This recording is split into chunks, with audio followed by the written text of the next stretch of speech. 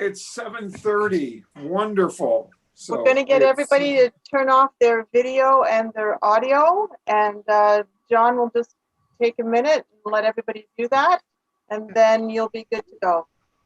Everybody but me. Well, yeah, I'm not going to. Yeah.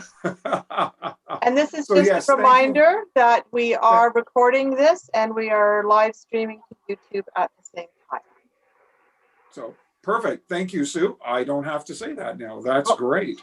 So that's wonderful. And a big thank you to Sue for being the technological mastermind behind this and being our host this evening. Thank you very much, Sue. That's great. And as Sue said, if you would make sure that you are muted and make sure that your video is off so that when the people are speaking, we're able to see and hear them rather than all the other myriad faces and voices here. So if everybody makes sure that their video is off and their microphone is off. I know there's only a couple left there, so wonderful.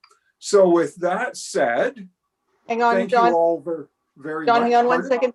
Peter, could you mute and turn off your video, please? So, hi, Peter. I don't know if you can hear us, Peter. Yep, I hear you. Yeah. No, not the other Peter. You're good. No problem. Off I go. So you're good. There's Peter. Yeah. So that's the right Peter. So Peter, if you don't mind turning off your microphone. And the video, please. I'm not sure if Peter can even hear us. You know what? I will mute so you can take over the screen, John. All right, wonderful. Well, thank you very much and welcome to everybody to the November meeting of the Hamilton Amateur Astronomers. For those of you that don't know me, my name is John Govro and I am currently the chair of the HAA, currently the chair of this very, very fine organization full of lots and lots of good people. Tonight, we're going to focus on many of those good people and who have taken the opportunity to showcase some of their photographic skills. We have an abundance of talent and skill in this club, and we've had over the past few months, we've had some excellent guest speakers, and we'll return to that next month. But this month is all about the talent within the club. And I'm very much looking forward to getting a chance to showcase that. It's traditional each November for us to showcase our annual celestial events wall calendar. And this year is no different. Normally what would happen is we'd all be gathered in a room and we'd put some pictures up at the front on the screen, and I'd have opportunity to show you and tell you about that, about the calendar. But this year is a little different because I'm not the person standing at the front of the room. There is no front of the room here. We're all in our own rooms. We all have an equal opportunity to participate. And I thought this was the perfect time, the perfect opportunity to take advantage of this new format that we're using and call on the individual participants in the calendar, the individual photographers, to say just a few words about their images. And so we'll be coming to that momentarily. For now, the only other things I would like to say is that right now, as I say each month, I would like to say that although we are not gathered in person, and as such, the club is not collecting food for the food share, the Hamilton Food Share program, that doesn't stop you from making a contribution yourself. It does not matter where it comes from. It does not need to come from us as long as it gets to where it needs to get to. And there's plenty of needy people out there. So just because we're not meeting in person and you can't drop something in the bin at the room that we gather in, doesn't mean you can't drop something off yourself. So please don't hesitate to do so. So with that said, I want to show you this. There it is. Fabulous. There's the magic words right there. 2021. So we actually have them in our hands. And as we do each year, the calendars will be available for sale to the members. This year, we're doing things a little differently. This year, the calendars will be available for sale at cost. All right. We are simply acting as a conduit here, and they will be available to any members who want to purchase a copy of their own at the cost that the calendar came to us at. And that is $10 a copy. $10 a copy, and one of these is in your hands. In past years, we have offered bulk discounts. There's no bulk discount because you're already buying it at our cost. All right. So what we're going to do tonight is run through the calendar, showcase the fabulous talent that's in there, and then we'll carry on after that. After we do that, we'll have our intermission.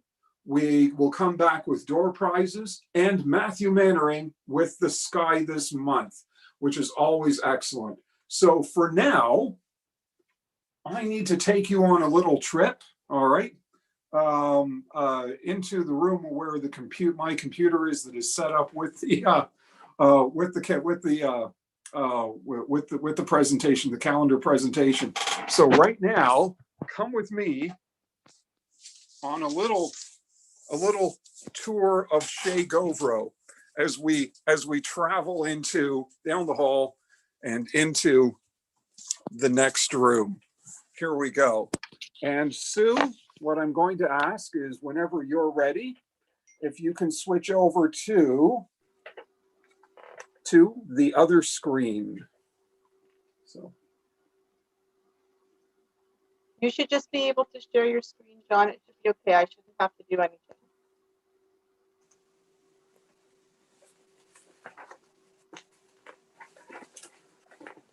You're good to go.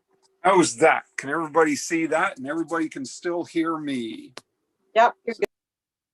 Wonderful. So excellent. My apologies. We're going to actually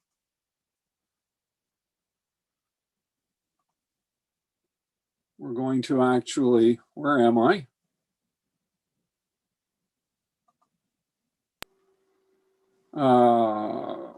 My apologies. There we go. Not sure what we're looking at, John. Yep.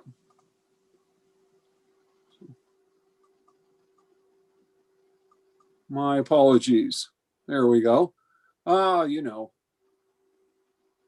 Technologies. No, it's not working. It's not doing it for me.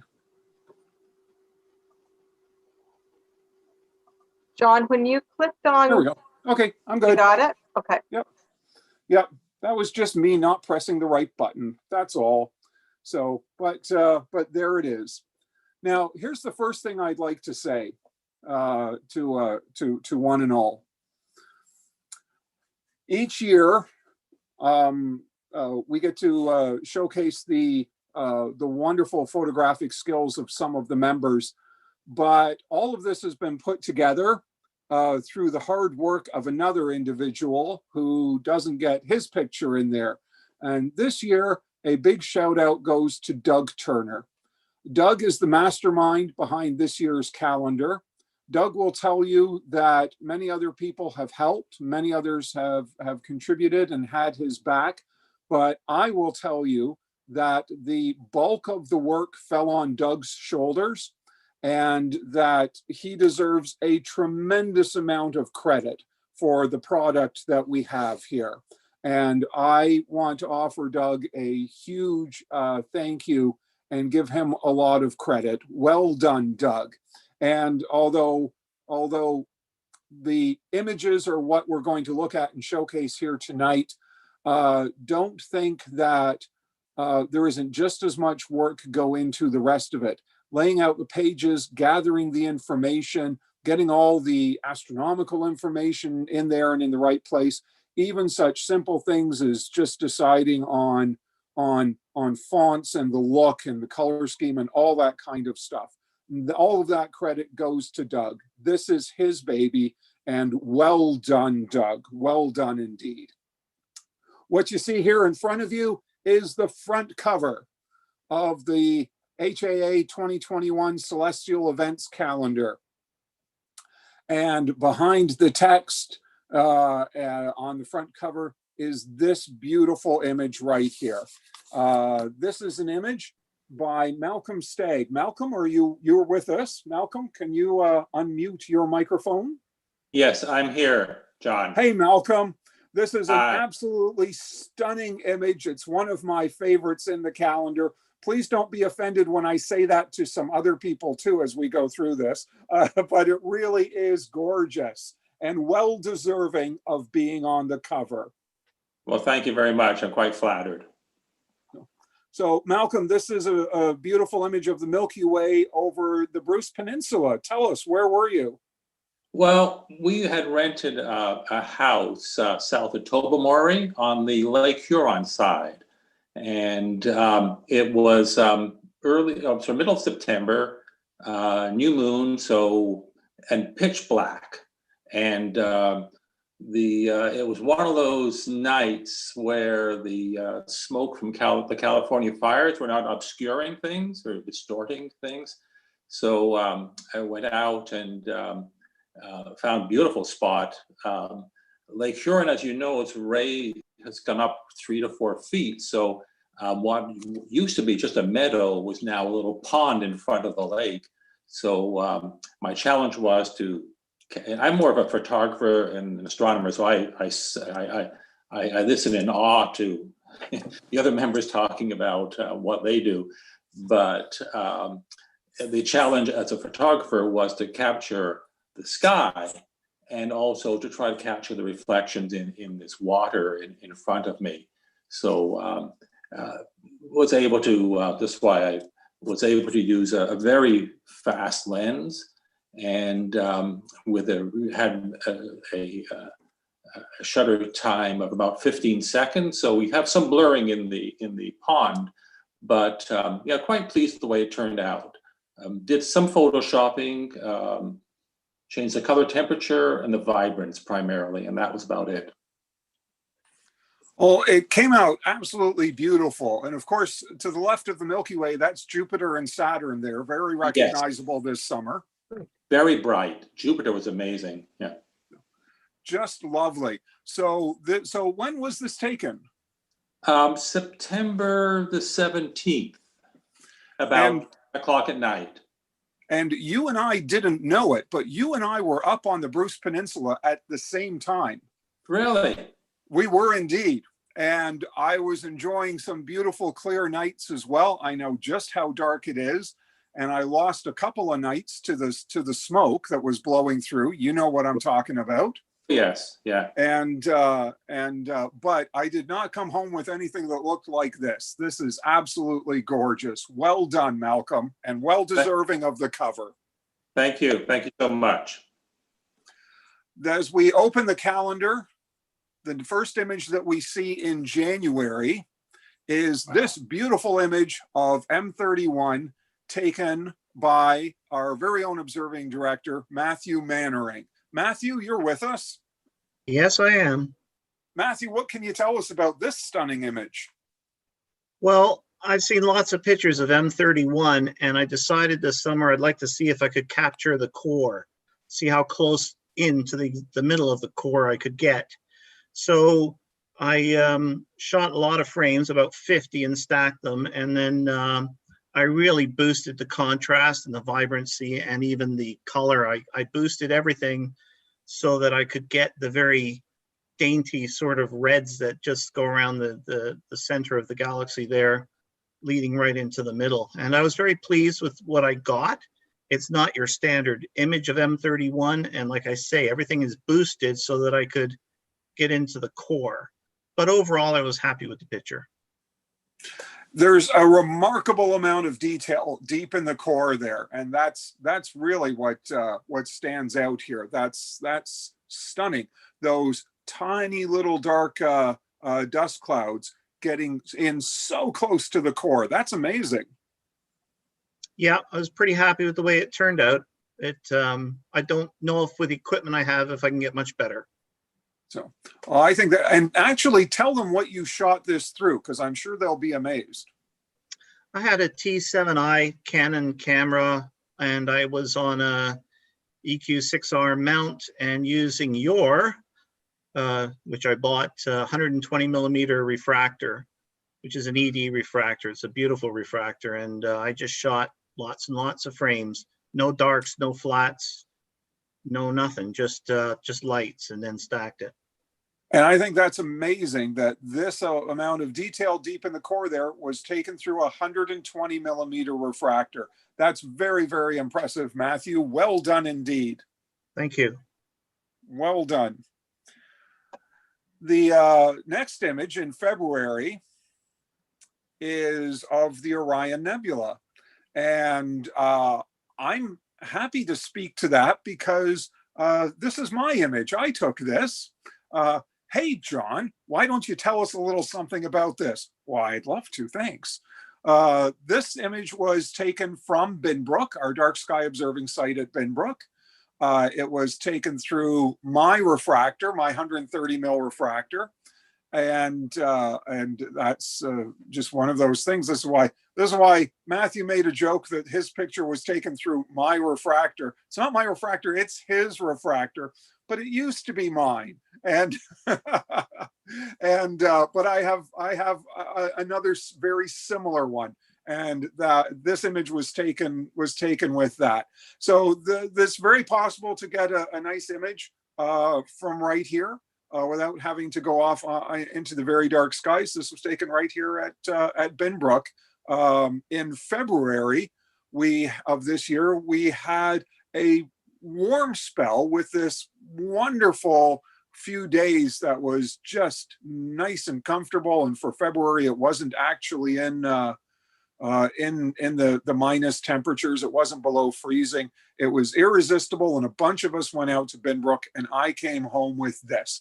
And I was really happy because I'm not that skillful an astrophotographer, so I was delighted to come home with this. And I'm delighted that the calendar photo selection committee picked it to end up in the calendar.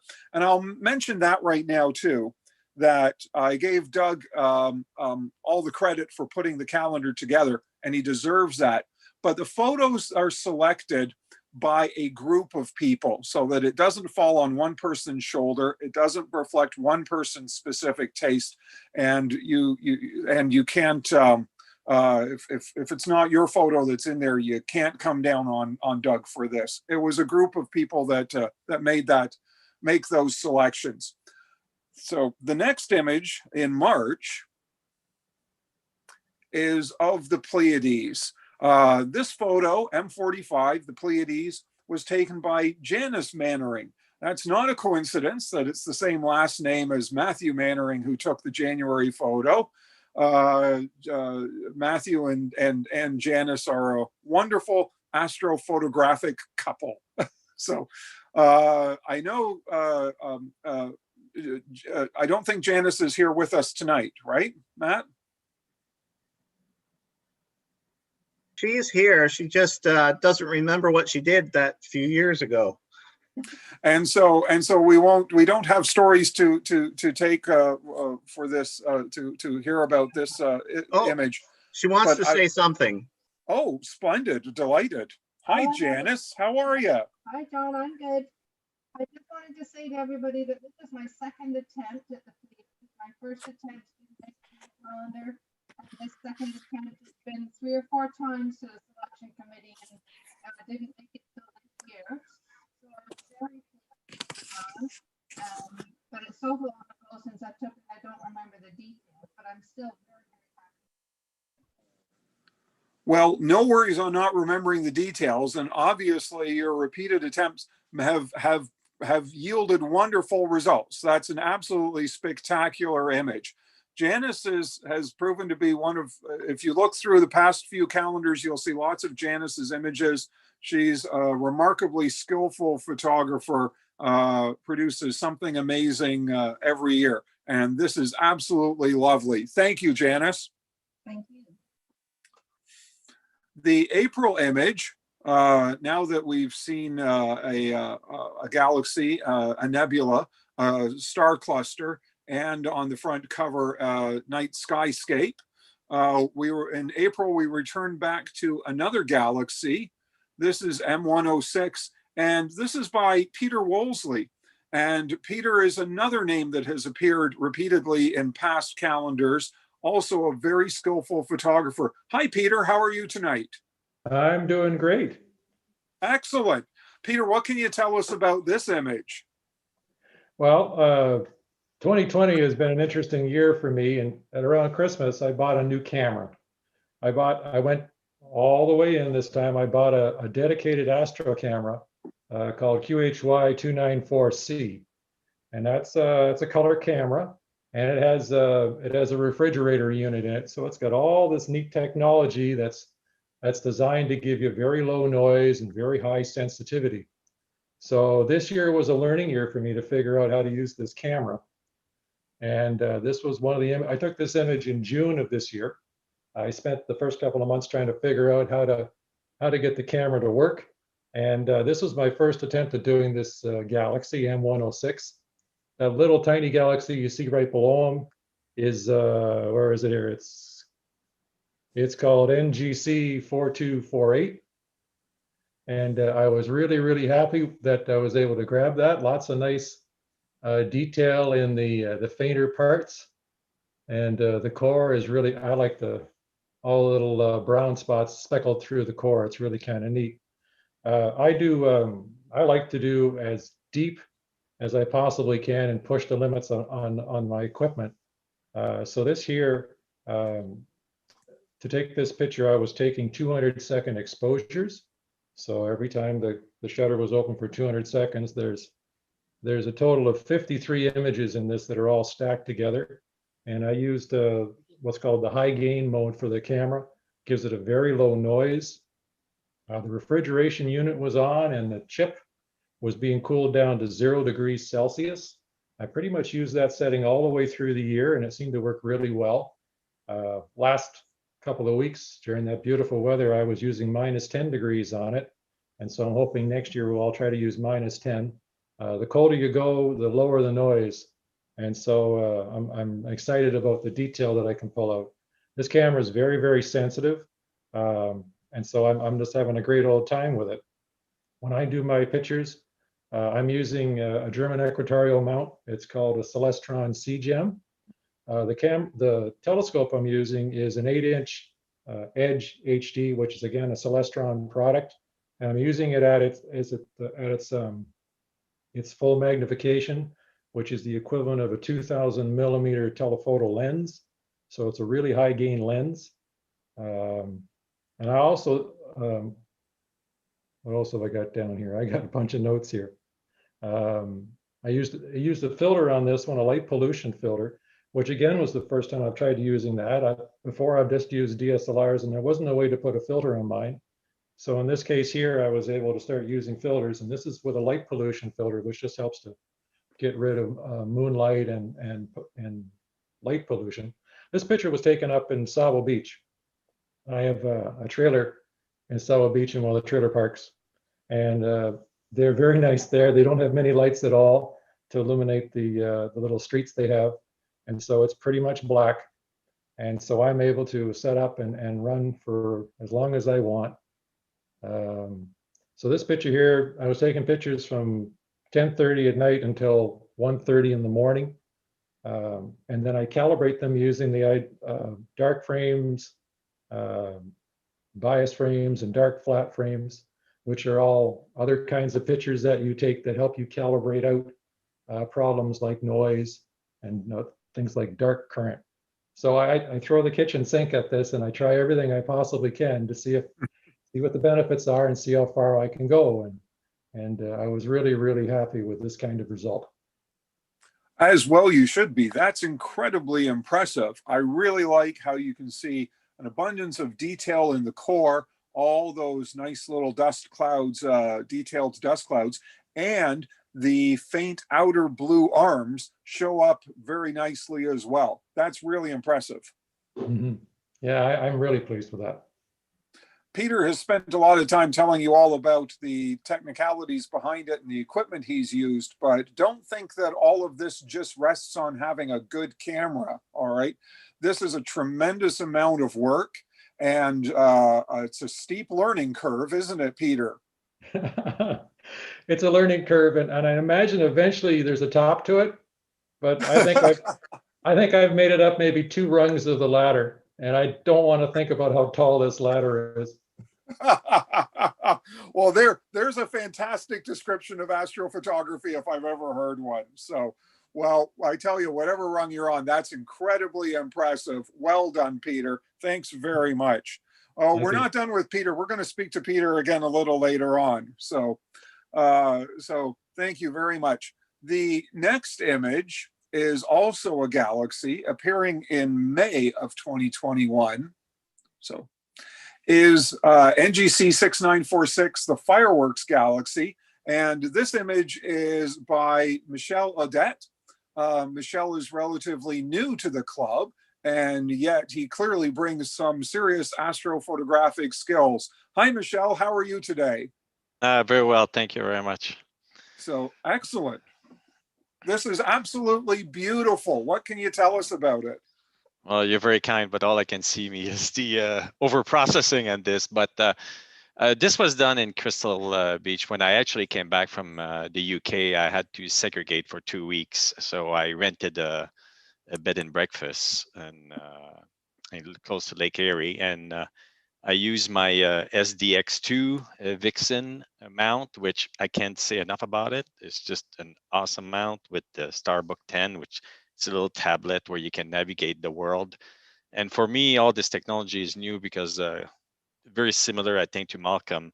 I'm basically a photographer, but one day I took my camera and I went to the star with this little small telescope for about 2 minutes, and there's the Orion Nebula just came out of nowhere, and that just really got me hooked. So I've been doing that since about 2019, and spent a lot of money, more money than I should. But I got the VC200L, which is I think it's an 8-inch Richard Christian telescope, and this is how this thing was taken. So it's about 1800 millimeter. It's an RGB, so I use a monochrome camera. So I use from ZWO, it's a ASI 1600 monochrome camera. I think it's pretty common. It's similar to what Peter was saying. There's a cooler to it, so it removes a lot of the noise. In this case, it's a 600-second picture. These ones, I think I take 3 times. Over 2 nights, 20 pictures of each RGB, each colors, and then put it all back together. I also took some luminance, but I haven't figured out what luminance does. It just kind of really, sorry for the word, screws up the picture. I haven't figured that one out, so maybe somebody can teach me that. But of course, a lot of processing. There's a piece of software, you talk about steep learning curve, PixInsight, oh my God. I learned it, but it's out of sheer determination. But you end up spending hours and hours and hours to really process a picture, and I did not really enjoy that. There's another piece of software I use now. It's called AstroPixel Processor. You guys probably very common with this, but for me it's new. It really makes the whole process a lot faster. It's probably, I'd say, 10% not as efficient as PixInsight as far as quality, but you end up spending only 30 minutes, so it's a lot better. And with that, obviously, a bit of Photoshop to contrast and overprocess, as I said. And my almighty AI denoise. I guess it's, if anybody has a noise problem, that's the software to take. It's called AI denoise. It's not too expensive, but it's the one piece of tool, piece of software I would recommend to everybody. That's excellent. That's a very interesting recommendation. As you've pointed out, being out under the sky is just half the battle. Once you have your images and bring the data indoors, processing is the other half of the battle, and that's a lot of learning there. But it's part of the fun, right? So, okay, if you say so, Michel. Yes, and you've obviously yielded spectacular results here. This is a beautiful, beautiful galaxy, and I just like to point out all those beautiful little pink H2 regions through the arms of the galaxy. Those are all active star-forming regions in that galaxy, and you've picked them up beautifully. Thank you. So very nice. Thank you so much, Michelle. Just lovely. As we move on to the next, in June, we have an image of a supernova remnant from Mike Hamilton. This is an absolutely stunning image of one section of the Veil Nebula. Hi, Mike. How are you? Hi, John. Good. How you doing? Excellent. This is an amazing image. Oh, thank you very much. This photography stuff is all pretty new to me. I took this from my backyard in Waterdown, and like a lot of people around Hamilton, I'm sure we're dealing with a lot of light pollution. So, and like Peter was saying, I got a similar camera that he has, but mine's from ZWO. It's the same chip. It's the ASI 294 MC Pro. So along with that, I got this L-enhanced filter from Optolong. So as far as I can tell, that really cuts out a lot of the light pollution. And this is, I think it was around like 3 hours, 180 second subs. So yeah, processing that end of things is quite difficult too, but there's some good tools out there. I use Star Tools and Photoshop just to kind of clean things up. But yeah, it's this photography stuff is quite challenging, and it's quite the I'm not gonna say money pit, but it's it is a lot of fun anyway. Well, good. I'm glad it is fun. That's good. At least most nights. I'm sure sometimes if you're like me, there's frustration. But Right. in the end, if it's fun, if you're sitting here telling us it's fun, that's what counts. So absolutely. And Mike, I'm really pleased to hear that this is shot from your place in Waterdown. That speaks volumes to what you can do from a light polluted area. Yeah, it's unbelievable the technology that these engineers have come up with these days, and it's fairly user friendly. You know, it takes a bit of practice to do this, but like I'm pretty new at it. I've been doing this, it's about 1.5 years, right? So just a year and a half, and look at this result. Oh, I'm dive into it if you want to get into it. Thanks. So, that's fantastic. Well done, Mike. Very, very nice. For All right. everybody listening in, I'm sure at this point you're probably feeling like you'd like to take notes, right, with all of this. But our illustrious editor, Doug Turner, has included all of the equipment specifications in the calendar along with each image.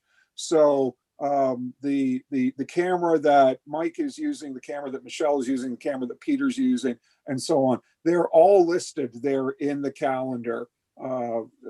So you can hear some of that or recoup some of that information if it's not all sinking in right now. So very nice, beautiful image. So thank you.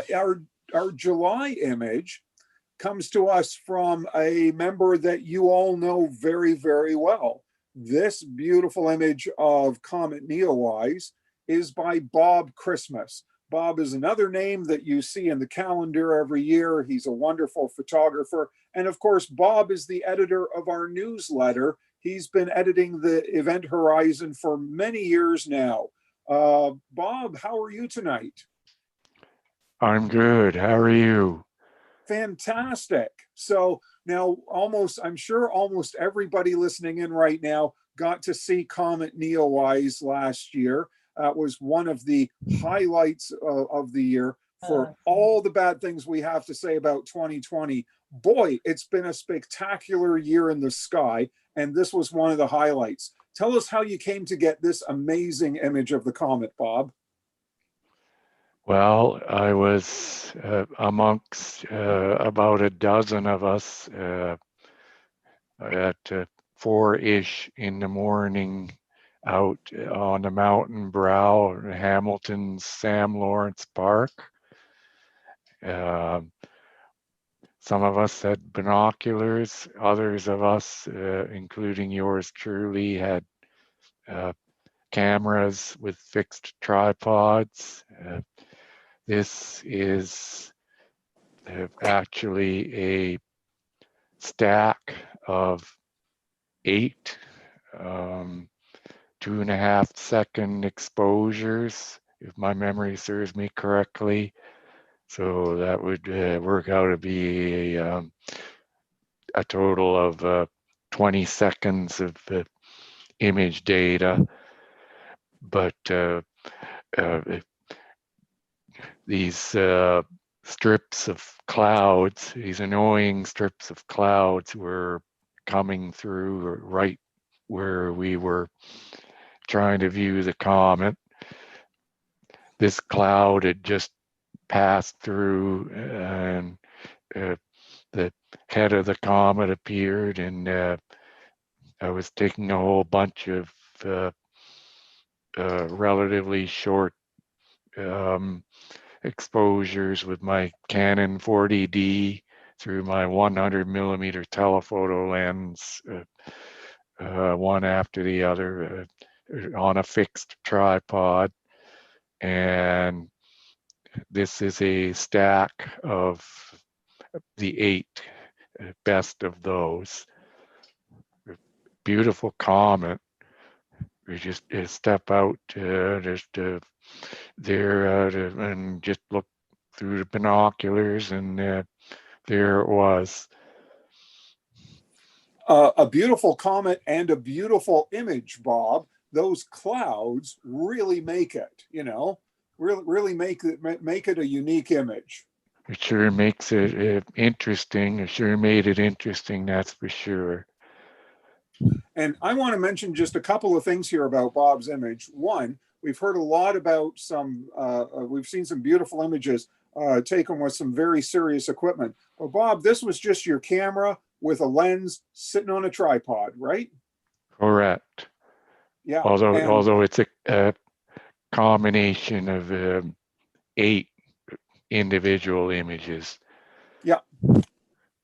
Yeah, absolutely beautiful. That's great. And you all get to see these images on the screen here, which is as the photographers sent them into to the calendar editor and committee. But of course, when they go into print, a printed product is often a little different, right? There's different tonalities and densities in the printing process compared to on the screen. But I have a copy of the calendar sitting right here in front of me, and this one translates really, really nicely on the printed page. It looks wonderful. So well done, Bob. That looks fantastic. Well done. Thank indeed. you. As we move on to August, we have back-to-back images of the comet. And I asked Doug about this, and he said it was to remind us that just what we were doing at that time of year, this year in 2020. And so we see some comet images here. And I'll speak to this once again. These 3 images of the comet come from me. The main image there was taken when the comet had moved into the evening sky and was taken from Binbrook Conservation Area. And the 2 insets were taken when the comet was in the morning sky, and both taken from the same locale that Bob was just talking about, up on the mountain brow. And in the top left, you can see it over the skyline of Hamilton. You can see the Skyway Bridge there, down there. And the lower right image inset has a close-up of the comet that was, and you can see the split tail. You can see the shadow there in the tail in that one. The main image in the background, the one taken from Binbrook, done later after the blue ion tail had shown up. The 2 inset images, same as what Bob was describing, was just a simple camera on a tripod. The one in the top left is a single image. The one in the bottom right is a stack, just as Bob described, but just done with a camera and tripod, nothing fancy. And then the center image, the background image, is a tracked image that was with the camera sitting on my tracking mount up there at Binbrook. And I understand completely why Doug set the calendar up like this. It was a remarkable summer going out and looking at this comet. So absolutely lovely, absolutely lovely comet, just amazing. The September image is by Bill to Catch. And Bill, Anne, I got to say hi to you. Bill said he'd be here. Bill, are you here with us? I am here. Hi, Bill. How are you doing? Okay. Excellent. So, Bill, here's your image of M51, the Whirlpool Galaxy. What can you tell us about this? Well, I took it with my new camera. It seems like a lot of people have new cameras this year. I used a ZWO ASI 533 MC Pro color camera. That's the same camera that Matthew was talking about the last meeting. And I guess he didn't know that I had one, but I got it early this year and fiddled with it for quite a while to get it to work, because I didn't have any software that could run it. So I finally found something. And so this image, I took 2 sets of images. On April 25th, I took 50 images of 50 seconds each. And then on May 27th, I took 80 images, 38 seconds each. So it's a stack of 130 images. And I took it from my backyard in Hamilton, and people were talking about light pollution. Yeah, it's light polluted for sure. Bortle class 8 here. It's and no filters, but definitely, like people have been talking about how much processing you have to do. I did a lot of processing to get this. A lot of learning going on too, because I've been doing work with digital cameras since 2000, and my previous camera was monochrome, so this was color, so it was a learning experience to work with color. Absolutely wonderful. And I'm in the odd position here where I'm talking to you through one tablet and looking and running the slideshow on another computer. And so I'm looking at the image on 2 different screens, and I can see the imbalance between my screens because I see color differences between the two. But this, I'm going to say the same about this that I said about Bob's image. This is translated very nicely into the print medium. It looks wonderful on the page, Bill, and so I think you'll be pleased. It's an impressive image. Well done. Thank you. October is another one of my favorite images in the calendar. This absolutely blew me away when I first saw it. This is another image from Michelle Odette. Hi again, Michelle. Hey. I'll call you back to join us. All right. And if there's anything you wanted to mention about this image in particular, which I think is absolutely beautiful. Yeah. So this one was just like everybody else, had the same challenges from Hamilton on the mountain. But I kind of gave up on RGB and I decided to go Hubble, which is hydrogen, oxygen, and sulfur filters, using again a monochrome camera. Very little editing on this one, and that's what I like about this one is that there's almost no processing. But it's hydrogène is basically the red color, and oxygen and sulfur is basically the red and blue, both 50%, and it comes up with this quite actually natural color, even though it's not the true color, because it's really a Hubble color, but nonetheless looks very natural. The big advantage about the HOS filters is that I've learned is that it's not affected by light pollution as much as RGB and so on. So I'm kind of addicted now to HOS. I'm taking all this stuff right now, Pelican, Nebula, everything in HOS, because it really opens up the sky for a polluted area. So there's always a way, I guess. You've found a way to make it work from a harshly Yes. light polluted Yeah. area, and with spectacular results. That's incredibly impressive color. Thank you. Yeah. Well done, Michelle. Well done, Thank and you. thank you for sharing with us. The November image is not color at all. The November image is a black and white image. Krishna, I didn't get a chance to talk with you before the meeting began. Did you join us? Are you here with us? Perhaps not. Krishna and I exchanged emails, and Krishna wanted the opportunity to speak to his photo, but perhaps something detained him, and Krishna might not have been able to join us tonight.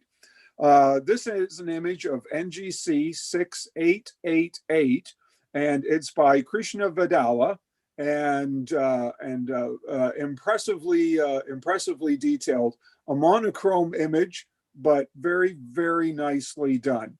And my personal taste at times actually runs to monochrome. I actually really think that some astronomical objects look really wonderful in black and white. And Krishna obviously shared that opinion with this one, as did the calendar photo selection committee. So unfortunately, Krishna couldn't be here to say something to it on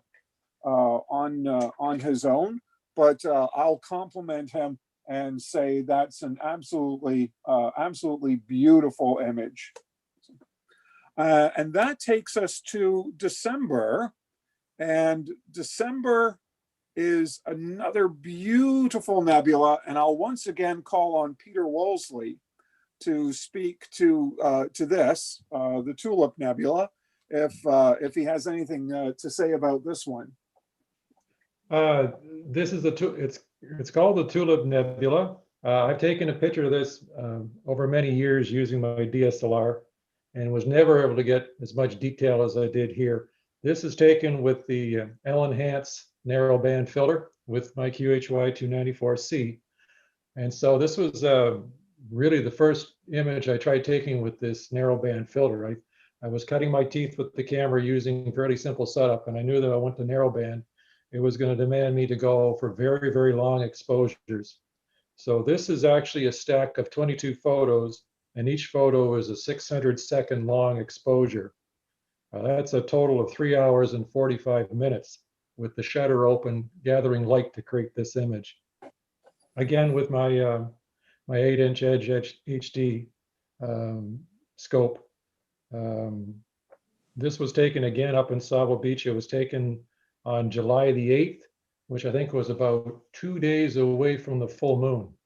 So that's another plus with the narrow band imaging, is that you can actually get out there and use your system even if you've got a full moon, because the narrow band filtering just basically wipes that stuff all out, and the nebula from a distant, well, in this case here, a distant nebula, the glow from a distant nebula will still shine through.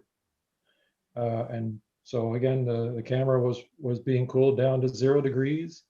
I used 19 dark frames, 31 bias frames, and 26 dark flat frames to create this.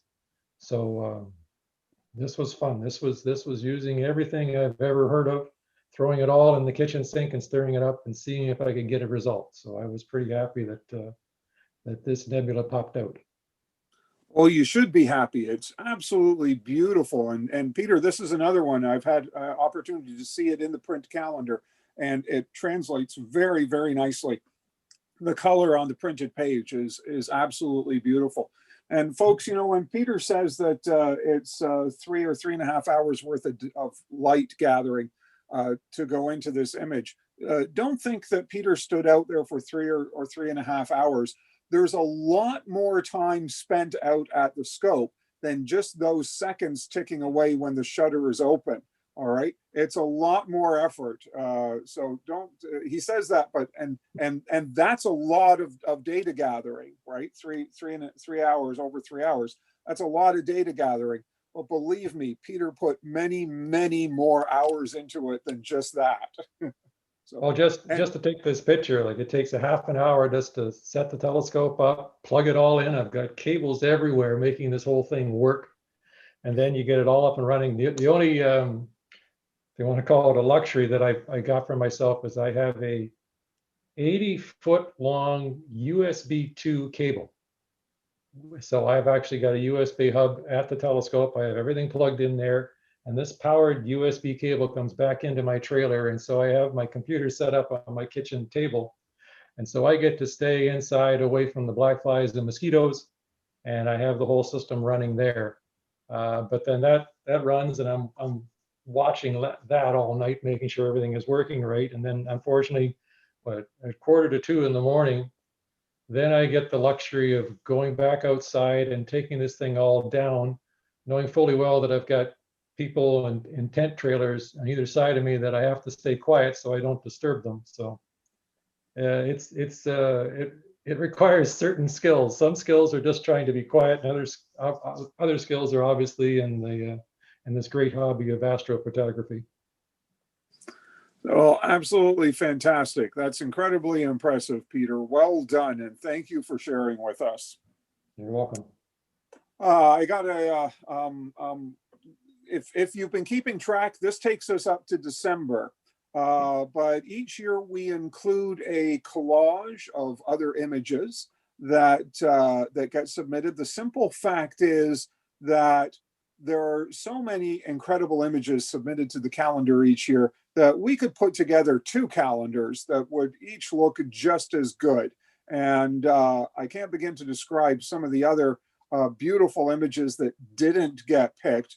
But what the calendar committee does is make sure that everybody gets represented. As I say, some of these other images that you're about to see now are in the collage section at the back, but some of them are equally deserving of a full page. There's just only so many months in a year. But I very much want to share some of these with you. In the collage section at the back includes this spectacular image of M13, the Great Globular Cluster in Hercules, by Bill Tkach. You saw Bill's image of M51, the Whirlpool Galaxy, earlier. You know, you want that one or this one? Both equally spectacular. Well done, Bill. Absolutely amazing. This image here is not a photograph. This is a work of art by Lorraine Snyder. Lorraine, are you with us? Yes, I am. Hi, Lorraine. Hi. Lorraine submitted 2 digital files of 2 spectacular works of art, one of which was unfortunately in a vertical format and so couldn't be included in the calendar, but it was absolutely amazing. And you have this one here. And this isn't the first time I've seen artwork from you, Lorraine. What can you tell us about this? It's absolutely amazing. I did write a little blurb on it if I can read it. Oh, please do, yes. And because I'm not equipped to do astrophotography, I like to submit a painting, so I was quite humbled that you would pick one. So when I started to paint large acrylic abstracts, I found any piece relating to the solar system showed the most interest. Abstract art allows one to see with their mind and react on an intuitive process. Dark energy, which is what this one is called, started with simply painting a whole white canvas black, adding some circles and rectangles. Then I kept rotating the canvas, and eventually my imagination saw color, composition, and movement, and settled on a horizontal image. Dark energy emerged and seemed the right title. My eye's view saw planets being pushed out of whack. To leave the viewer with something to identify, I included a solar eclipse showing solar flares, a binary star. I don't know if you can see it in the image on the screen. And I only put in a binary star because there was a space for something. And then the smallest of the circles, I just called Europa, simply because it's the smallest moon of Jupiter, smooth surface, icy exterior. The overall painting is an 18 by 24, and I was quite pleased with the way it turned out. That's it. Lorraine, that's absolutely spectacular. Thank you. I was there when the committee was going through these images, and I was fortunate enough to get to see all of the images before they went into the calendar. And this generated a tremendous amount of discussion and attention. It's absolutely beautiful. And to those familiar with its astronomical content, there's many recognizable things in here that jump out. So yeah, I forgot to. I have this constellation Scorpio over on the left lower around the yellow tone circle. Scorpio's in there, only because that's my sign. So I stick it in. Well, and it's your painting, so why Yes. not, right? Yes. Good for you, Lorraine. Absolutely. Okay. Well, thank you so much to Doug and his team for putting it in. That was So absolutely truly a beautiful. pleasure on my part. Thank you for sharing with us. You're Just welcome. just lovely. So another image that's in the collage section in the calendar is this beautiful sunset at Southampton by Tom Kelly. Tom couldn't be here tonight, but I compliment him on this spectacular image. I've encouraged Tom at one point to share another image he has taken from the same locale. It's a vertical format image, so again, not suitable for print in the calendar because of that format. But he has a lovely image from the same vantage point with this lighthouse and Comet Neowise sitting over top of it. And we'll find an opportunity for Tom to share that with you some point in the future. It's a beautiful image from Tom. This is unique amongst the images that you've seen so far. Here's a planetary image from Jeff Moore, and you certainly don't need me to tell you which planet this is. Jeff, this is very impressive because I know that planetary imaging is very, very challenging. Thanks, John. Thanks, John. Yep. Good evening, everybody. Yeah, it has its moments, that's for sure.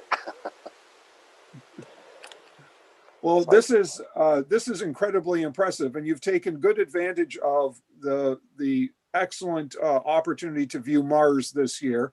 You can see an abundance of detail, surface detail. Of course, the polar cap, south polar cap at the top, the North Polar hood showing bluish there at the bottom. That's really impressive. Yeah, thanks. It was kind of the summer of planets this year, right? I wanted to try and get all 5 of them.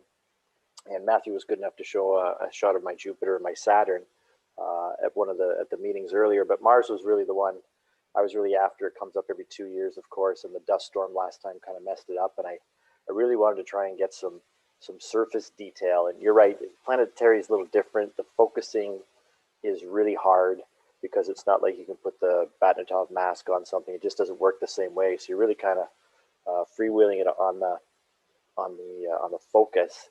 And it's just getting better at it, I guess. Right, I've been doing this for 5 or 6 years trying to get this, and I finally got a pretty decent shot. But I tell you, I had a good feeling that night because when you're looking at the planet right through your video camera, and I'm using a QHY barrel cam and shooting through my 8-inch SCT using a 2-time Barlow. And it looks like you're like looking at something at the bottom of the pond, right? Because you can see all the atmospheric disturbance on the video and so on.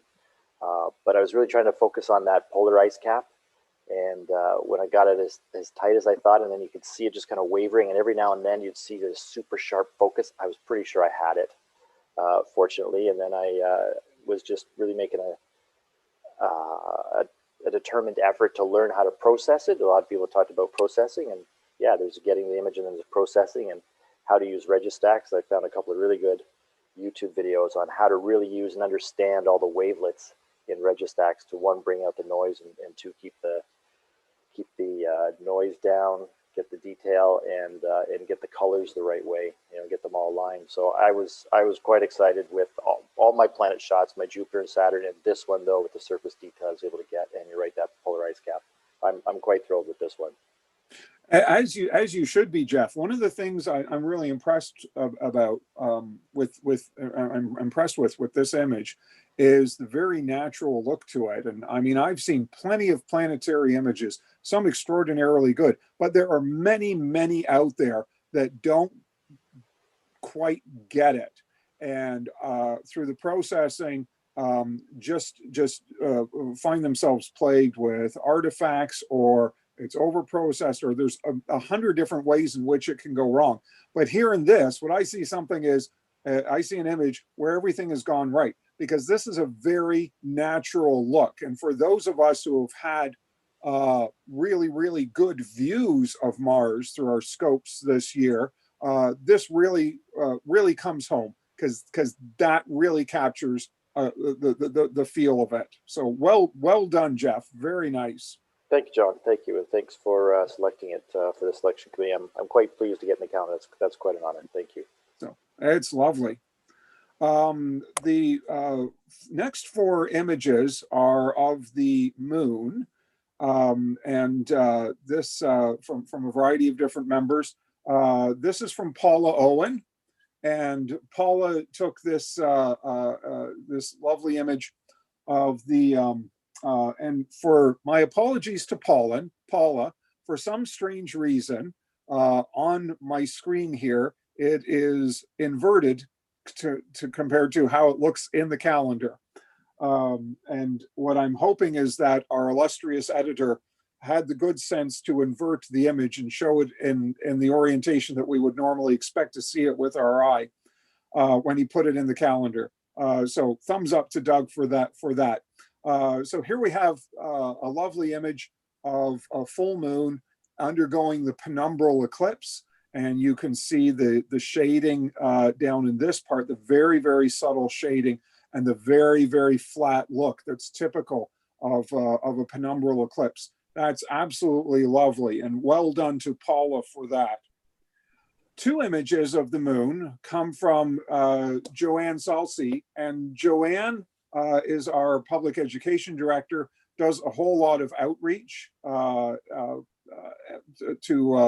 the community, and has been doing an amazing job getting some solar system imaging of her own. This first one is of Sinus Iridium. Joanne, this is a lovely image.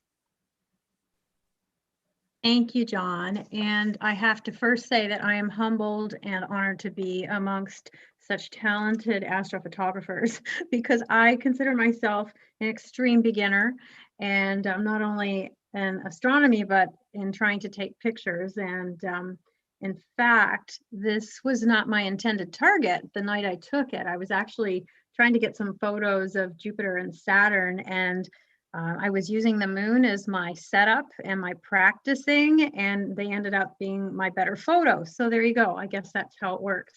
And I took it from my driveway in Ancaster, and it was the end of July. And you'll see the next picture too. So I took them both the same evening, and I was using my 5-inch Schmidt Cassegrain, and I have a NextImage burst camera, and I was using Registax to process it. So like Jeff, like I'm learning about planetary astrophotography, and it is very difficult because when you're looking at everything, it's moving because I'm taking videos. And so it's moving and it's blurry, and I'm thinking, oh my gosh, this is gonna look terrible. And then it ends up not looking too bad. So it was good enough to make it to this amazing calendar. So I'm really, really honored. Thank you, everyone. Well, thank you for sharing with us, and saying, oh, it ended up looking not too bad is an understatement. It looks absolutely fantastic. I'm very impressed with both of them. And Joanne has touched on something here. She said she shot it from her driveway. And you know what? Lunar Observing isn't bothered at all by light pollution. Hey, Joanne. No, it's perfect. It's a perfect thing to begin with. And I think I'm going to start focusing on the moon more with my 5-inch, because when I try to get Jupiter and Saturn, they're very tiny photos. So the moon seems to be a better target for my telescope. So yeah. So gorgeous. Thank you very much, Joanne. Absolutely lovely. Well, The thank fourth you. the fourth and final of our lunar images comes to us from Chris White, who sends this very picturesque image, bringing to mind the rising moon on a nice evening coming up behind the tree branches. Chris, is there anything you'd like to share with us about this image? Yeah, I think you hit it there, John. I started photographing the moon because, hey, it comes up every 30 days. So you can take it again and again and again and compare how you improve. It's shot from our backyard. Denise and I have the advantage of spring and fall when there's no leaves on the trees. As you can see, there's a few branches in it. Our backyard is very wonderfully covered in trees in the summer for cool, but lousy for astrophotography. So yeah, not much more. It was a still shot, single shot. Canon T5, 200 zoom on a lens on a still camera. Very little processing. Just use a free one out there for anybody that's learning. It's just a free program called Photoscape. You can download it for free, and not that much processing to get what you see. Lovely, Chris. That's fantastic. So very, very, very nice. And this is a great example. All of these are terrific examples of what one can do under the challenging light polluted conditions of the city. And yet you can still walk away with some lovely images and exciting observations. So well done, Chris, and thank you. What we've seen so far is the content, and that just simply leaves the back cover. And choosing the back cover of the calendar is always challenging for the committee, if I can speak on their behalf, each year, because laid over top of it are all the credits of those people that have contributed, the information needed for people purchasing the calendar, all that kind of stuff. And so this is a nice opportunity to share just the pure image that appears on the back cover.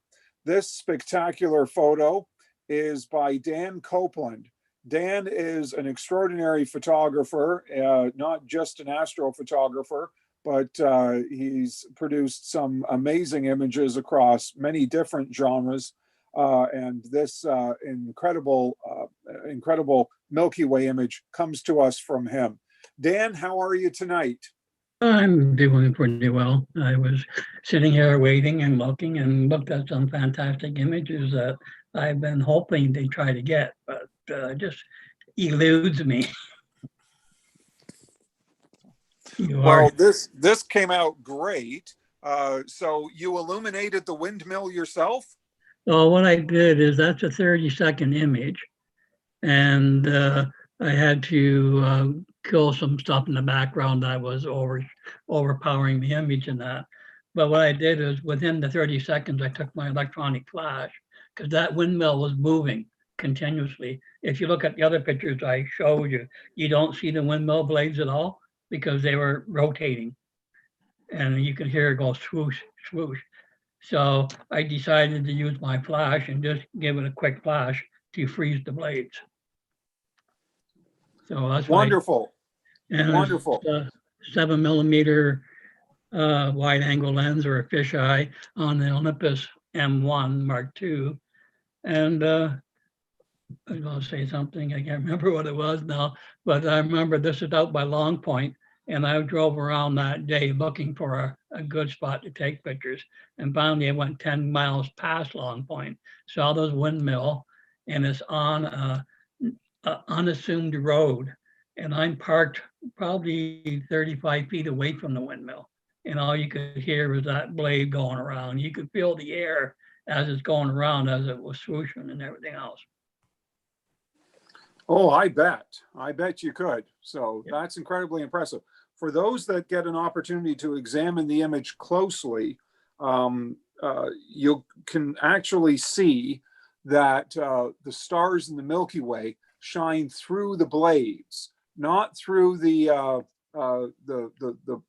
pillar, the post holding it up, because of course it's stationary. But as Dan was saying, the blades are moving, and so the blades appear when he set his flash off in the position they were at that time. But the rest of the time, as they move, that allows the light from the Milky Way and the stars to shine through. And you can actually see that in the image. It's really impressive. That's just fantastic. Just fantastic. Well, that's wonderful. Thank you very much, Dan. And thank you to all those who have contributed their remarkable images to the calendar. I'm going to stop sharing right there.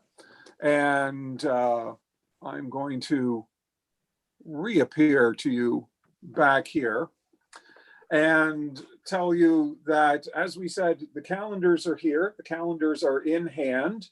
They're absolutely gorgeous. So absolutely beautiful. They've that was random. Nice picture. They came out really nice. They're available for $10. And what we're going to do is we're going to send out a mass email and informing people of locales and times when they can be picked up.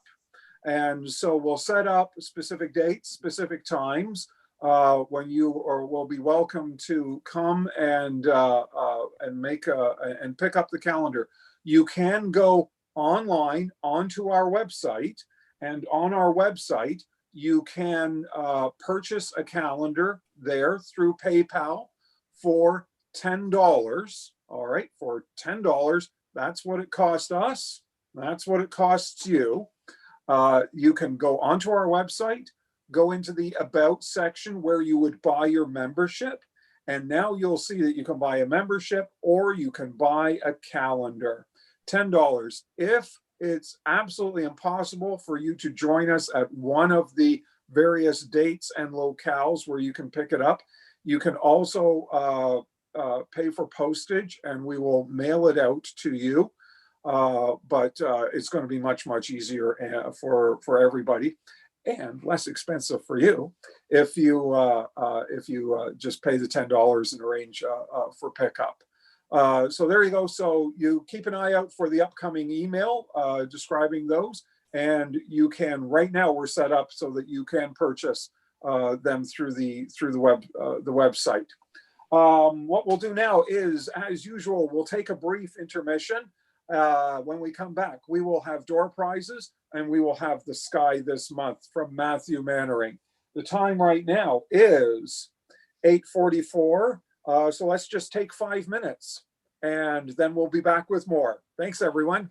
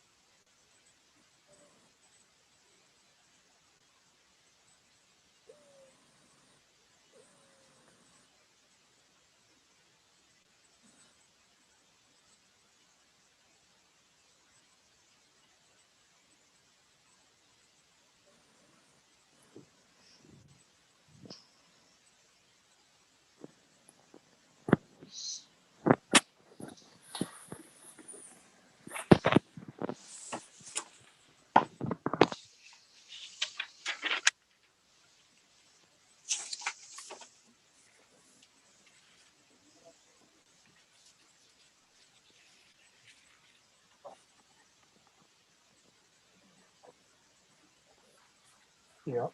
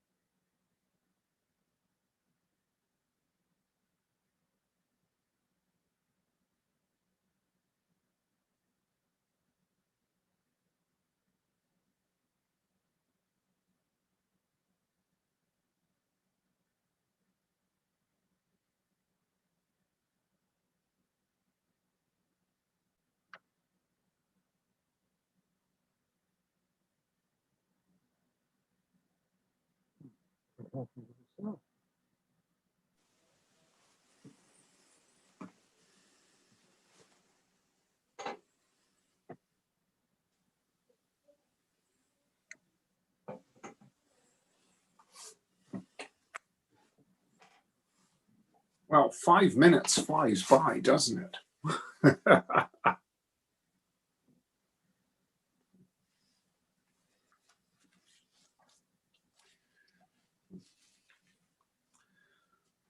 5 minutes flies by, but I want to make sure that we have plenty of time for the good stuff still to come. We still have the sky this month coming. Sue, are you here with us? I am. Excellent. And has the list of names been forwarded? The list to have names have not been forwarded to me, but if we have family equipment turn on their mic, they can do that live. Their mic and their video, they can do the draw live. Yes, absolutely. I that's exactly what I meant. I just meant if the list of participants had been forwarded to them. So yes, they're ready to go. So wonderful. Hello, everybody. I see Melissa. I see Brian. Hello. How are you? Hello. I am excellent. How are you guys? Excellent. Brian is filling in for mine. So wonderful. So delighted to see you, Brian. That's great. So very good. Yep. So Brian is filling tonight. We have some names chosen, and we're all going to go with the traditional percentile dice. Wouldn't be the same without them. Fantastic. What I'll do is I'll just show off a few very cool items here that we have available. So we have a Firefly book. the Firefly Astrophotography, the Essential Guide to Photographing the Night Sky. I thought very appropriate considering the content of tonight's presentations. So we have that book available. We also have a second Firefly book, much bigger and heftier right here, The Complete Guide to Stargazing. Apparently, considering it's complete, everything you need to know is in this book. So we have that one here, a hefty tome. And we also have, from National Geographic, Star Talk with Neil deGrasse Tyson right there. And this looks like a fantastic book there. I'm sure many of you have seen his programs, his Star Talk programs. So here we have some content from Neil deGrasse Tyson. So those three are ready to go. As we have done in past, last month it worked very well. These door prizes will be available for pickup in Hamilton. If you are selected as a door prize winner, get in touch with me directly and we'll arrange the time for you to pick up your door prize. And I see we've lost Brian and gained Maya. Hi. So hi there. Hi. Hi, Maya. How are you? So are you all set? Okay. Pardon? If you're all set, we are ready whenever you are. Okay. So the first name that we got was Brent Baycroft. Beecroft? Brent.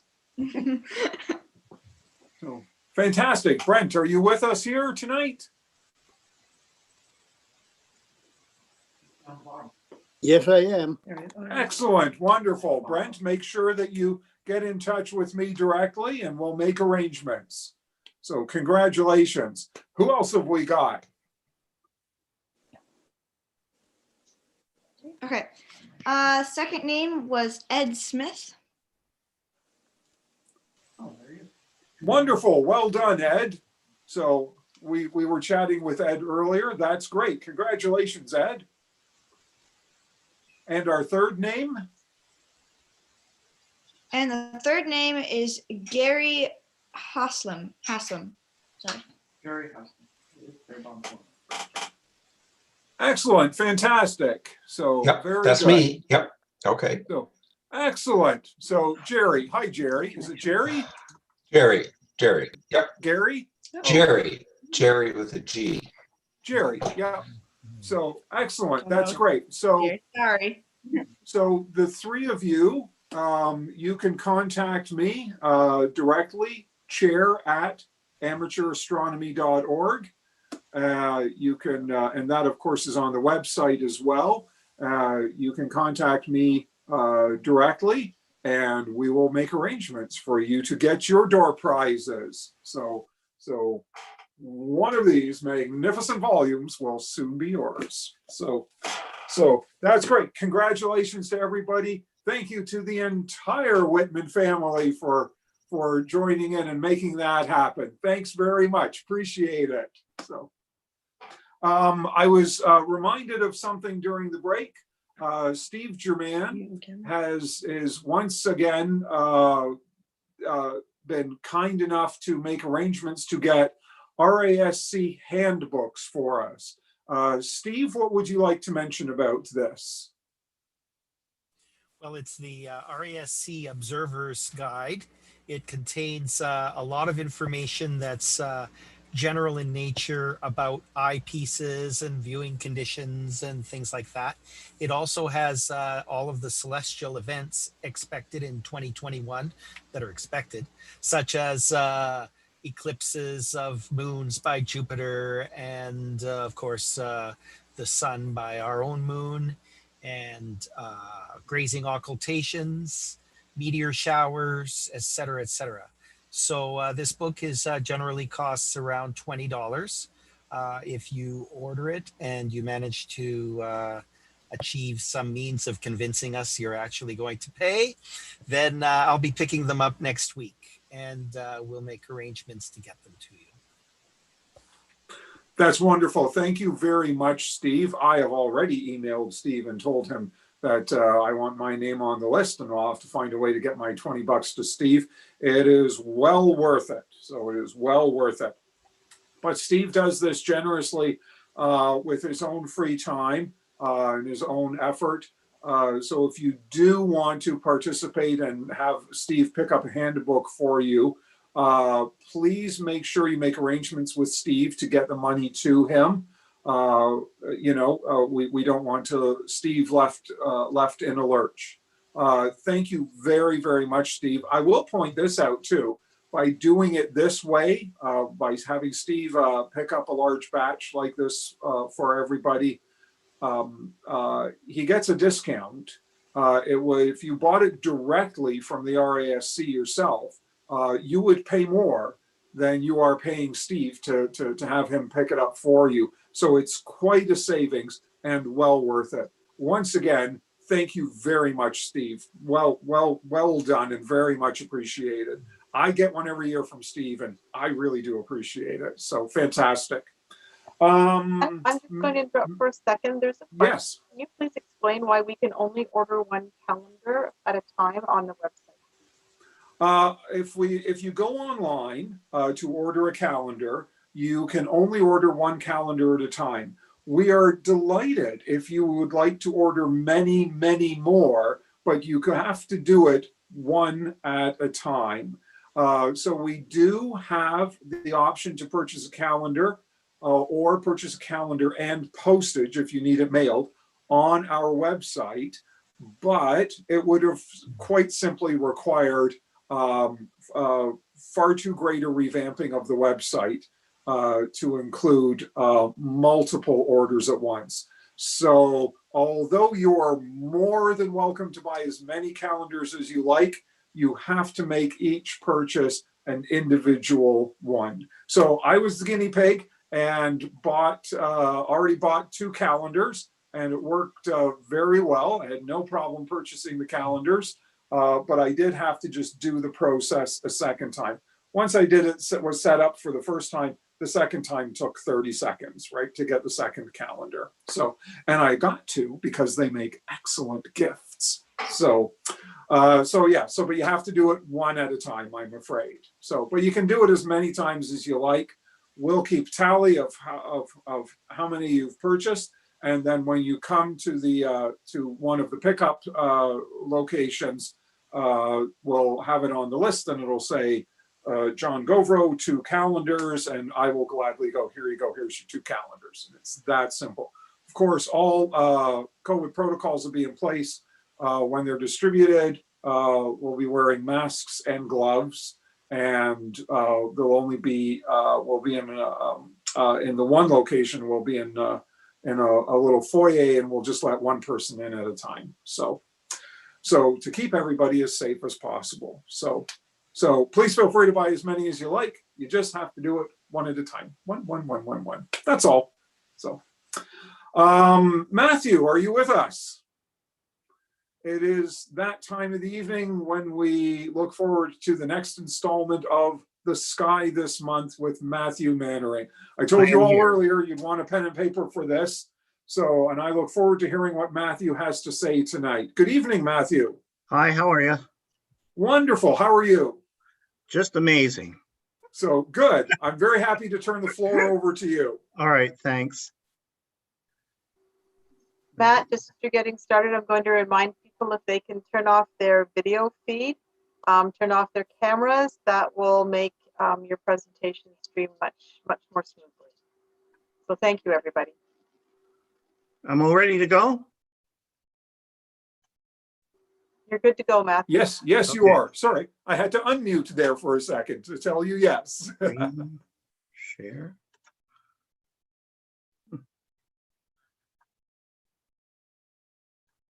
Aha, here we go. I don't know what's going on there. I know. Why is it?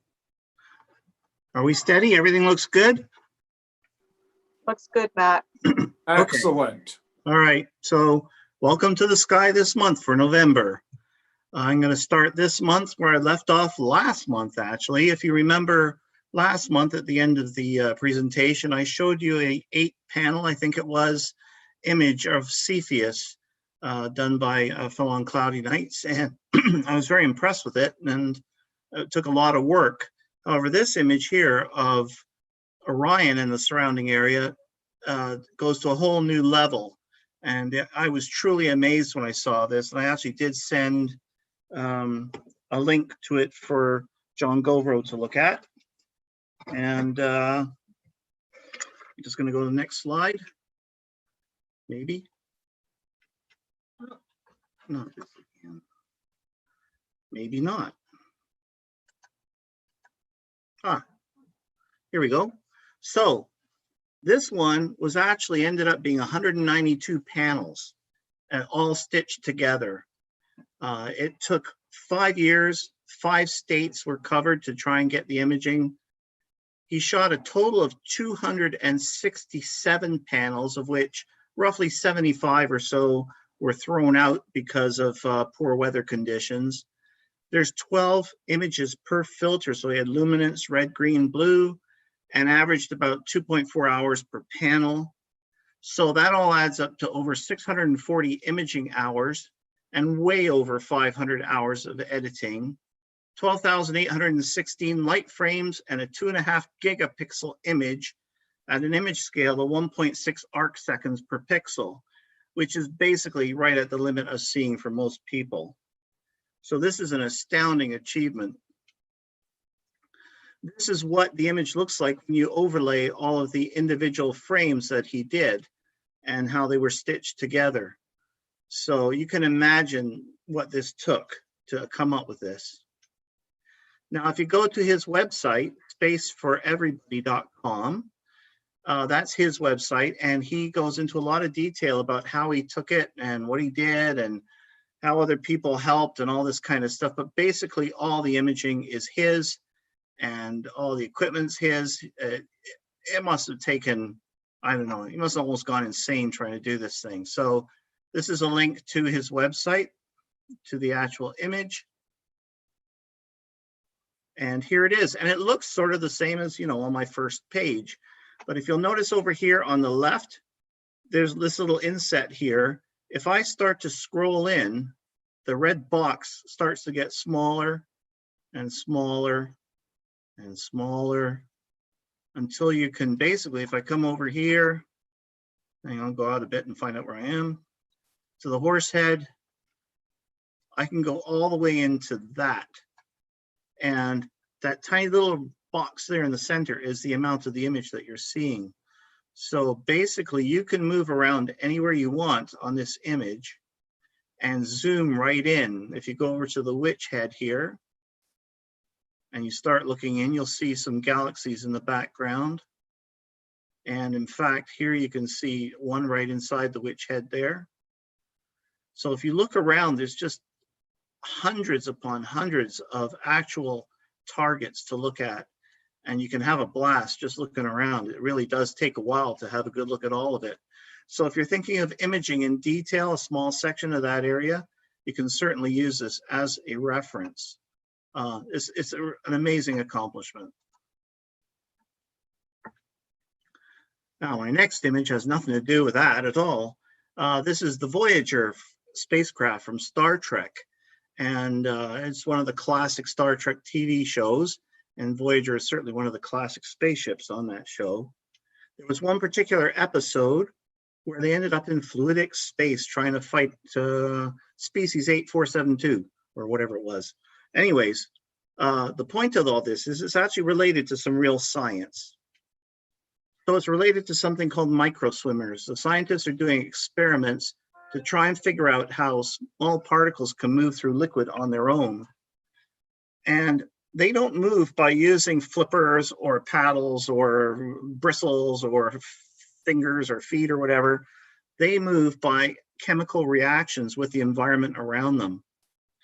Now, what they did was they created a little Voyager spaceship and put a platinum coating on it and then put it into a fluid, hydrogen peroxide, and had it self-propel through the hydrogen peroxide because the platinum reacts with it.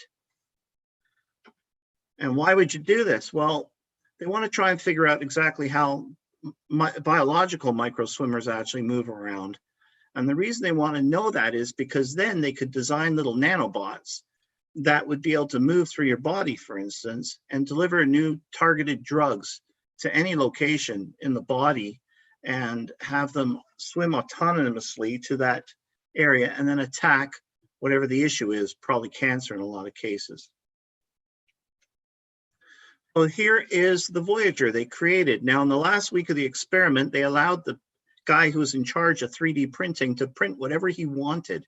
And he was a Star Trek Voyager nut. So he actually printed a Star Trek Voyager.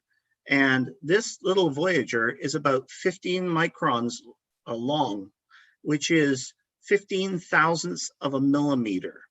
So the average human hair, as you can see, is about 80 microns, which is like 5 times thicker than this little spaceship is long.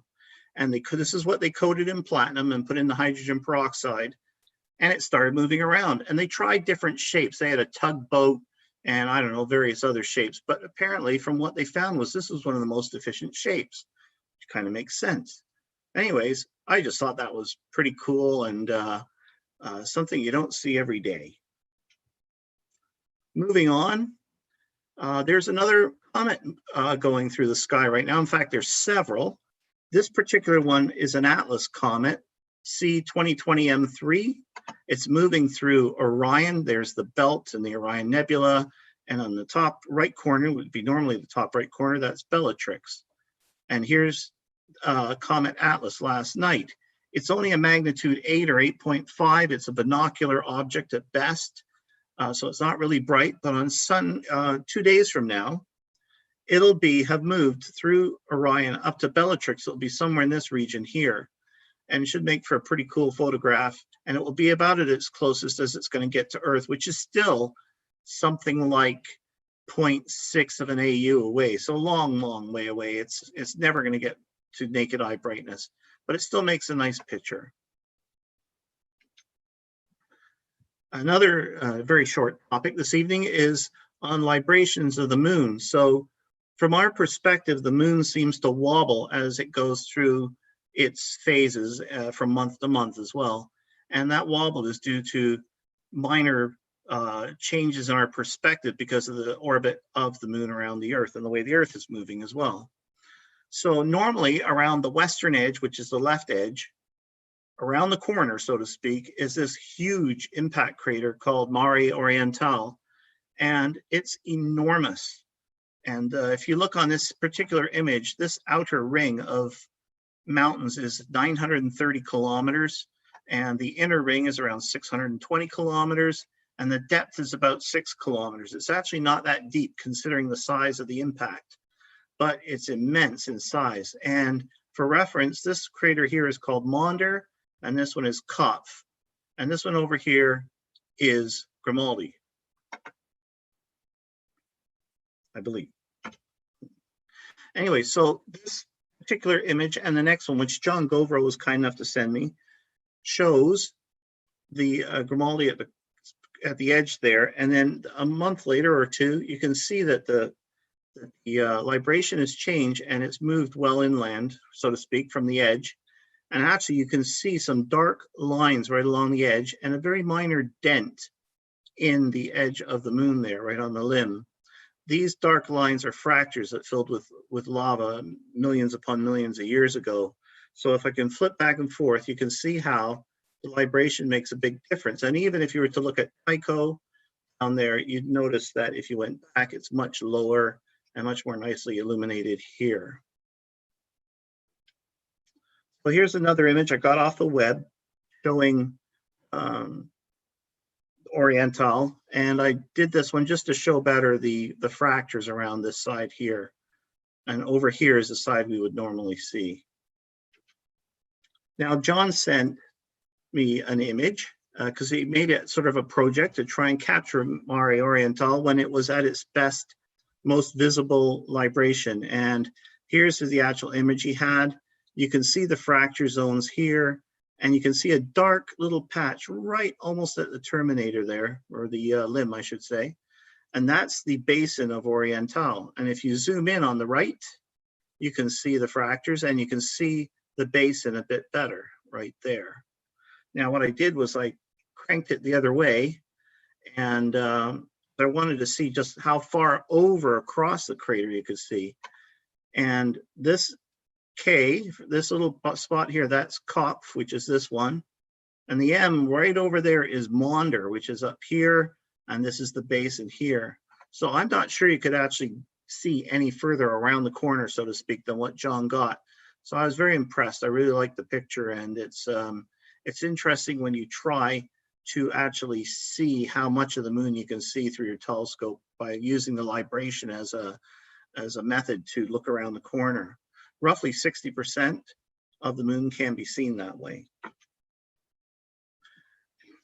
And I was going to talk a bit about double stars. If you got a pen and some paper, if you're interested in double stars, here's some ones you can try this winter. It's just a few, 10 or 12 or something to try. The first one is WZ Cassiopeia. And WZ is actually a carbon star. That's this one marked A here with a B secondary here. It's a really pretty one, and you get to see a carbon star as well. So you're saying, well, where the heck is that? Well, it's here. This is Cassiopeia, the big W. And if you go from Cheddar to Calf on the right side of the W, and you go up just a bit, if you're looking, especially with binoculars, you're going to find these two stars here and do a little right angle triangle type thing, and it's going to put you right on WZ. So this one's really quite easy to find. And I think it's going to be well worth. I haven't seen this one myself, I don't think, so I'm going to have a look at it. The other one is Acker down here, or Eta Cassiopeia. And this one I have looked at several times, and it's very nice as well. And that one is a white and green. And it's quite a nice separation. So even with a small telescope, you're going to be able to see it. And the WZ cast up here is even wider. That's 1 arc minute. So that's even very, very easy, even in a small telescope. And here is Eta Cast, which was EGCAR there. So you can see that somebody's taken the trouble to take an image, and it was really pretty. Now for a couple in Gemini. So Castor is the really famous double in Gemini, and it's fairly close together, actually. It's only 4 arc seconds apart, but what's interesting about it is that there's actually a third star. And I always thought that that was a spectral star.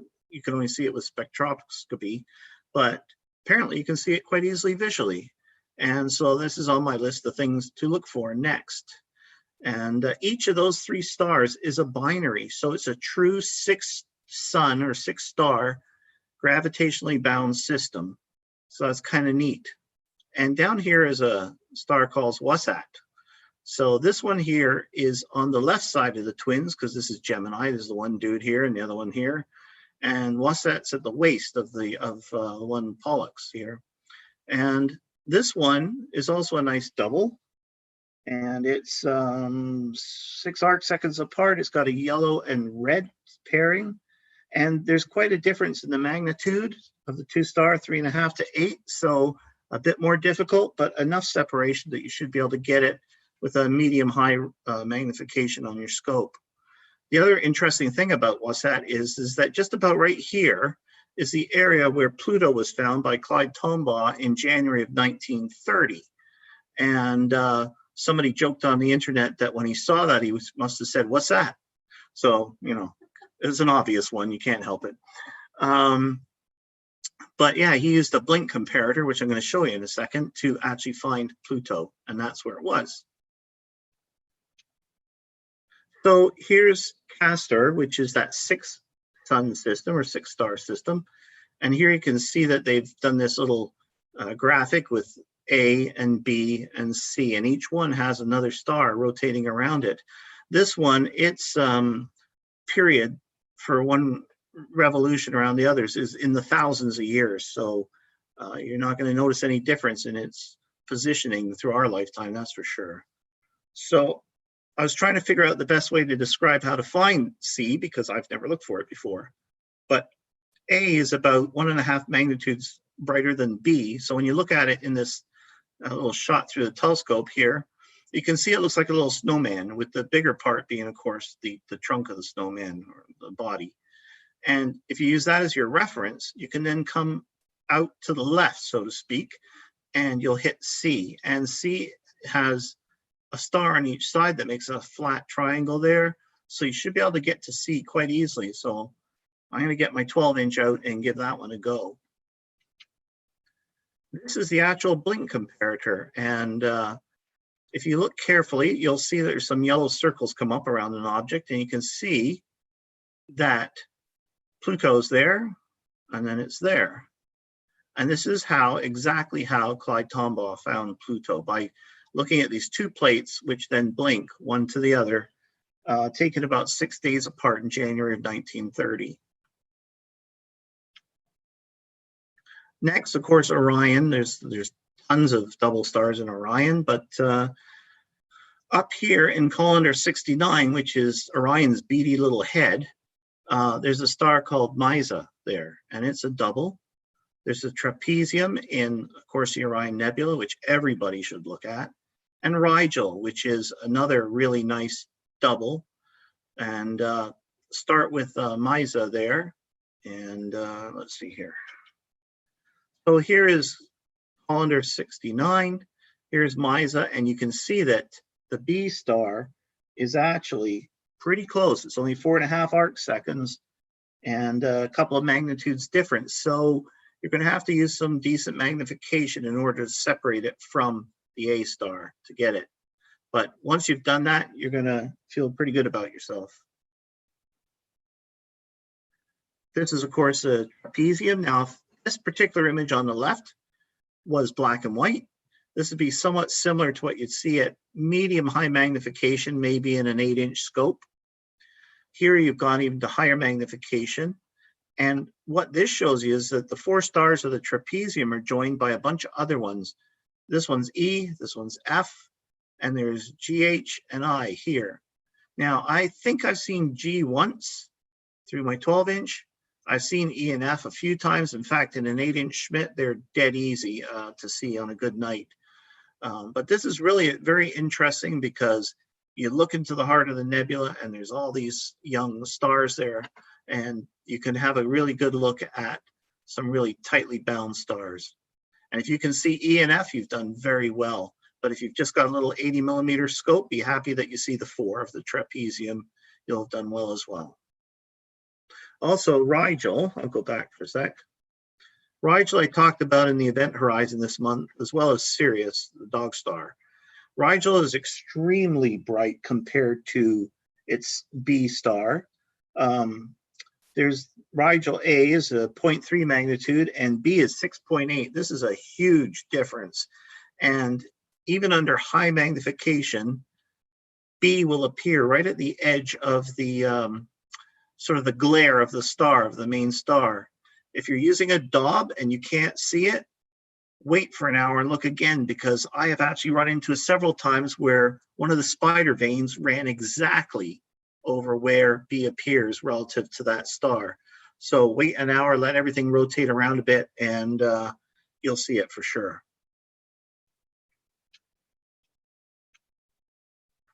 So another interesting one, which is another triple star system, and I've looked at this a few times and I really like looking at it, is Monoceros B.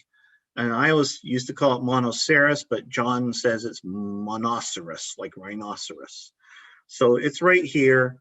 It's actually 3 stars, and it's really kind of fun just to find it, because as you can see in this area, there's not a lot of really bright stars, especially if you're in town. So there's a couple of ways you can sort of make your way to it. I would suggest you use binoculars first to get the lay of the land. You can go from the belt here in Orion and come down, and you'll end up in this area here, and you should be able to find this star and just zip to the left about 5 or 7 degrees to get to the B.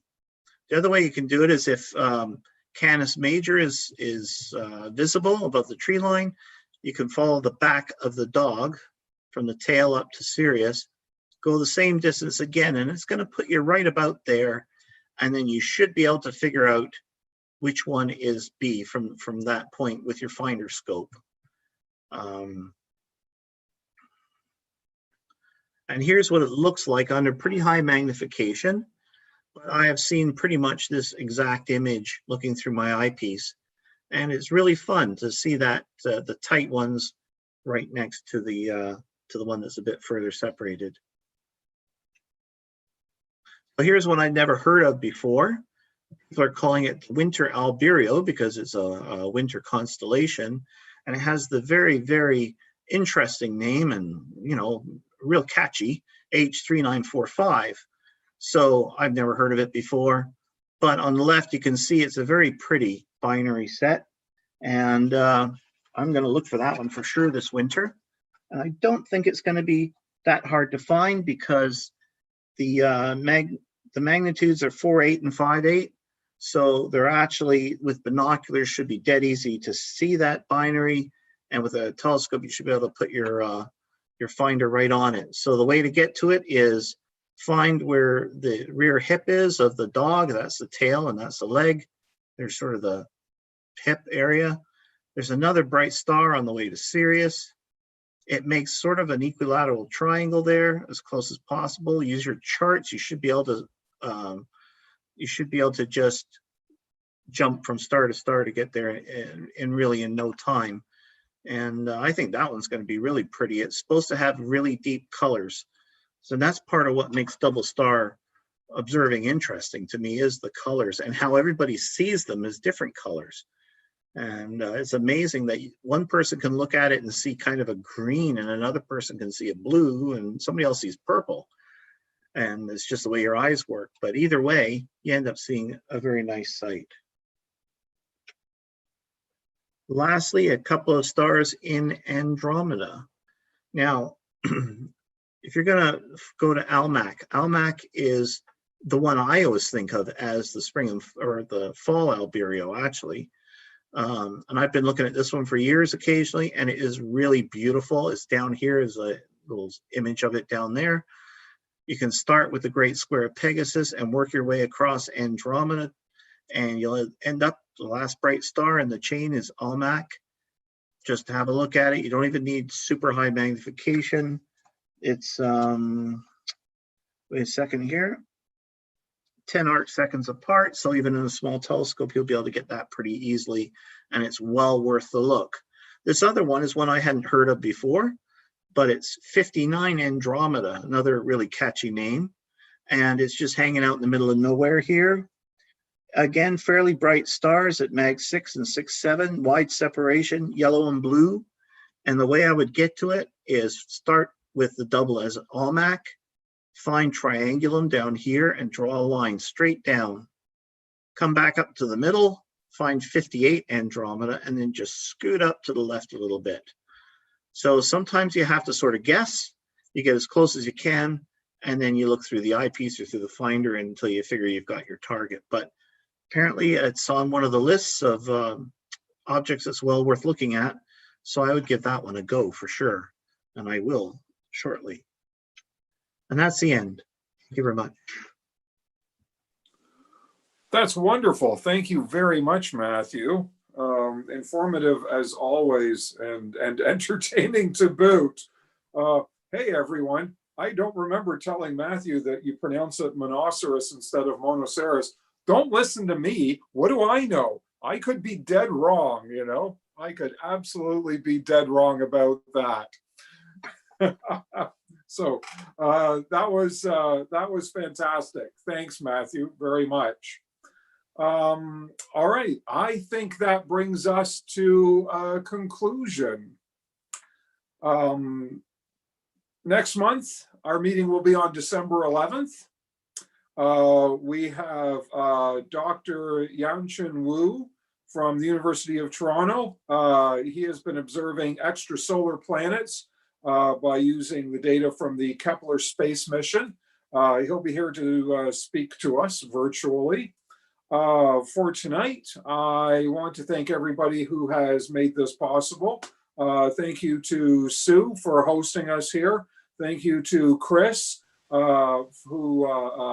Chris Stretch takes care of our website, our social media, all that kind of stuff.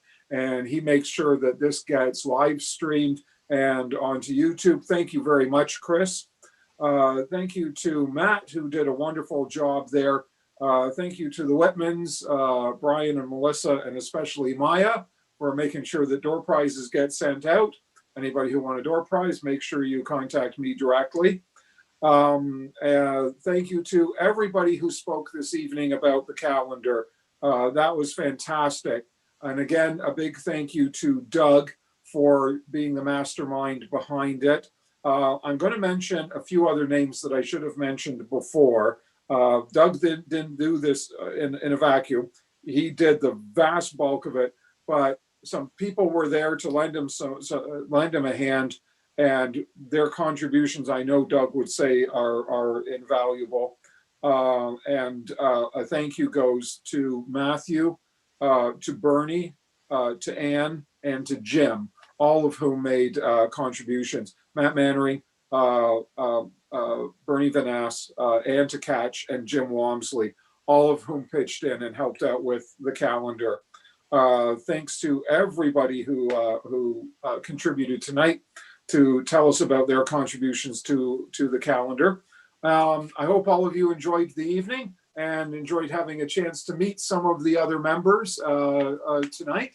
I hope you all have a fantastic month, and we will see you back here on December 11th. And look for an email describing when the calendar pickup times and locations will be. You'll see that coming out this weekend, that email this weekend. Thanks to everybody very much, and have a great evening. Thank you. Thank you. Good night. Thank you so much, John.